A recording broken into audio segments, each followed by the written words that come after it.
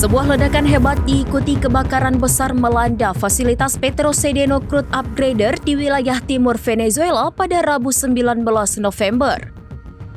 Insiden ini mengancam produksi minyak mentah negara yang merupakan salah satu eksportir utama. Menurut laporan media lokal dan sumber dari perusahaan minyak negara atau PDVSA, ledakan awal terdengar di dekat menara distilasi utama. Api kemudian dilaporkan menyebar ke pabrik nafta yang berdekatan.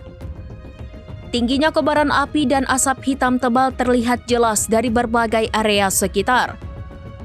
Fasilitas Petrosedeno yang berlokasi di Cincin Orinoco ini berperan vital dalam mengubah minyak mentah ekstra berat Venezuela menjadi minyak yang lebih ringan dan siap diekspor. Download Tribun X sekarang, menghadirkan lokal menjadi Indonesia.